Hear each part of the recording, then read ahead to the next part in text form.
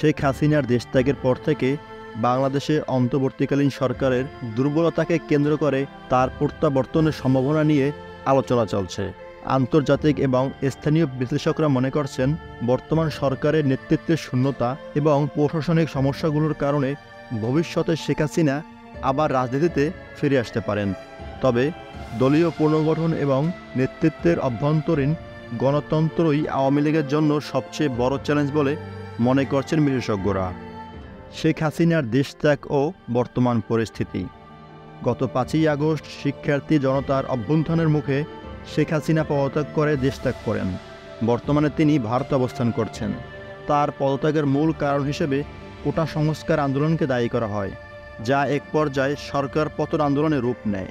শেখ হাসিনার বিরুদ্ধে শতাধিক হত্যা মামলা দায়ের করা হয়েছে এবং তার নেতিবাচক ভাবমূর্তি দেশের ভেতর এবং আন্তর্জাতিক মহলে ছড়িয়ে পড়ছে।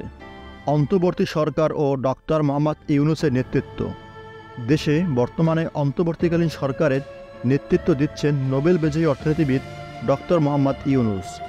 এই সরকার চায় শেখ হাসিনাকে দেশে ফিরিয়ে এনে বিচারের মুখোমুখি করতে। তবে ভারতের সঙ্গে আওয়ামী লীগের ঘনিষ্ঠ সম্পর্ক থাকায় এটি সহজসাধ্য নয়। শেখ হাসিনার প্রত্যাবর্তনের সম্ভাবনা। নরওয়ের গবেষক মোবাশ্বের হাসান মনে করেন, অন্তর্বর্তী সরকারের দুর্বলতাকে কাজে লাগিয়ে শেখ হাসিনা একসময় দেশে ফিরতে পারেন।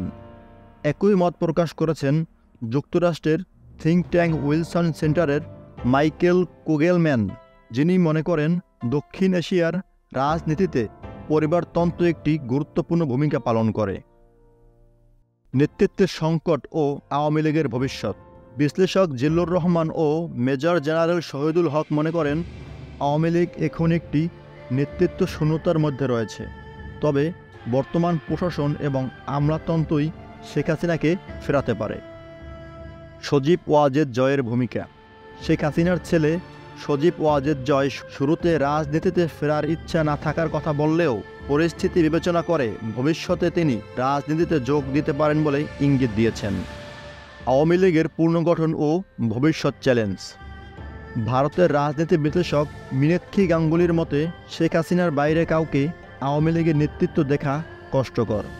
দলীয় পুনর্গঠন এবং অভ্যন্তরীণ গণতন্ত্র প্রতিষ্ঠা না করলে দলটির সংকট থেকে উত্তরণের সম্ভাবনা ক্ষীণ।